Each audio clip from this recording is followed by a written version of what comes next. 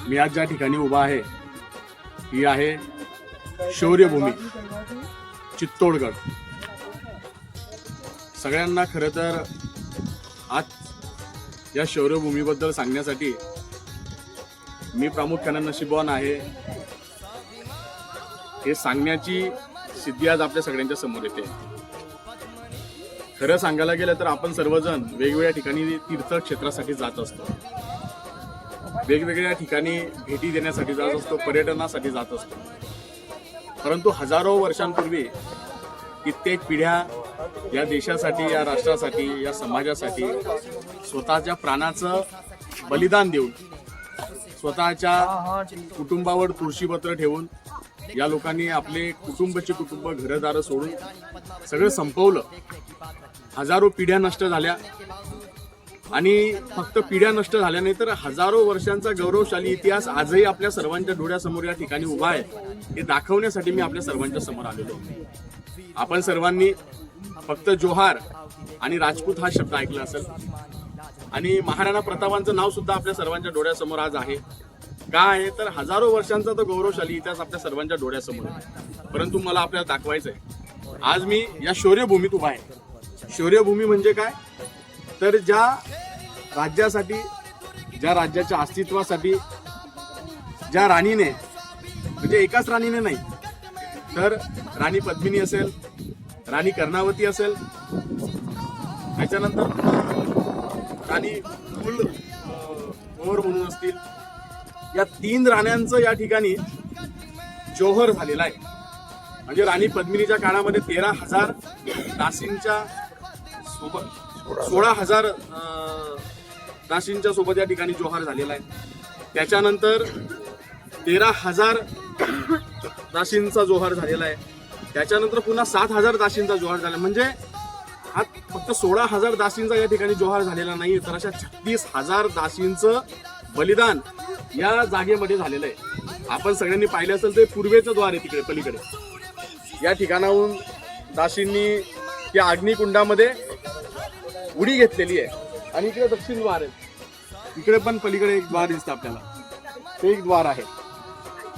तर अशा दोन्ही ठिकाणी या सर्व लोकांनी हे साम्राज्य वाचवण्यासाठी, आपला कुलाचार वाचवण्यासाठी आणि स्वाभिमानानं ज्या राजपूती वंशाचं नाव या देशामध्ये घेतलं जातं ते वाचवण्यासाठी या ठिकाणी मोठ्या प्रमाणामध्ये हे बलिदान झालेलं आहे। मित्र, मला आपल्याला सगळ्यांना इतकंच सांगायचं आहे की आपण पर्यटनासाठी नक्की जावं, पर्यटन केलं पाहिजे। आपण सर्वजण मठ, मंदिरं किंवा वेगवेगळ्या ठिकाणी भेटी देण्यासाठी जात असतो, काही म्युझियमला भेटी देण्यासाठी जात असतो, परंतु आपल्या सर्वांच्या डोळ्यासमोर हा एक फार मोठा ऐतिहासिक ठेवा या ठिकाणी आहे।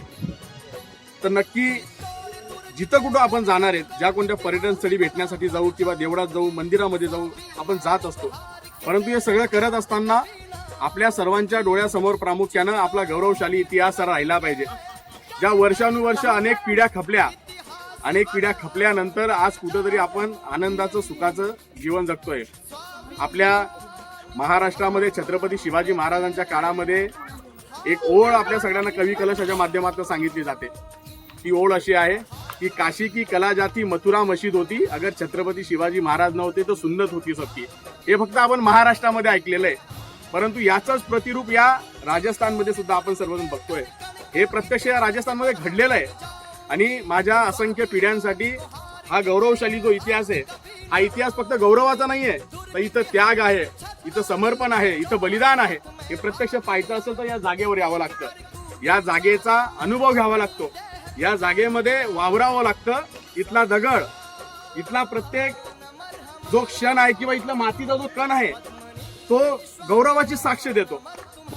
मोगलांचं आक्रमण झाल्यानंतर जेव्हा पहिला जोहार, दुसरा जोहार, तिसरा जोहार हे जे घडलं ना, तर हे घडल्यानंतर प्रत्यक्ष इथे ज्या आगीमध्ये उड्या मारल्या गेल्या, म्हणजे जोहार म्हणजे काय तर हे जोहार स्थल आहे।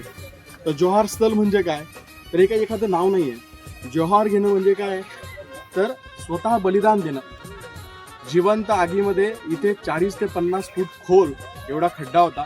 त्या खड्ड्यामध्ये 36,000 सगळ्या महिलांनी स्वतःच्या प्राणाचं बलिदान या जागेमध्ये दिलेलं आहे.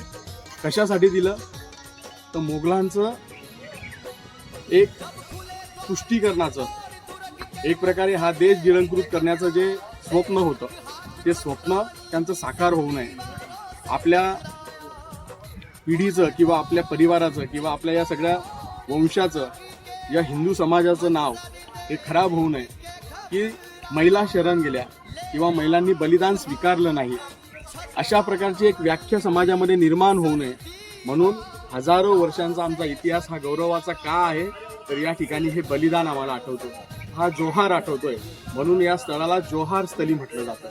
मला तुम्हाला हेच सांगायचं आहे की तुम्ही पर्यटनाला जा पण देशाटन विसरू नका. यासाठी या जोहार स्थळाला भेट देण्यासाठी नक्की आवर्जून या. म्हणून माझ्या सगळ्या बांधवांना मी या ठिकाणी सांगू इच्छितो की आपण नक्की पर्यटनाला जावं, परंतु पर्यटन करत असताना या प्रत्येक मातीच्या कणासाठी ज्या ज्या लोकांचं, ज्या ज्या व्यक्तीचं बलिदान झालेलं आहे त्यांचं विस्मरण होता कामा नये.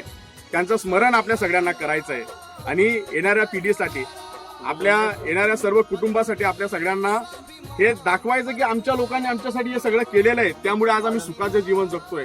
तर मित्र, एवढंच आपल्या सर्वांच्या डोळ्यासमोर ठेवू आणि चित्तोडगड जे शौर्याची भूमी आहे हे भूमी पाहण्यासाठी आपण सर्वजण नक्की येऊ. जय श्रीराम.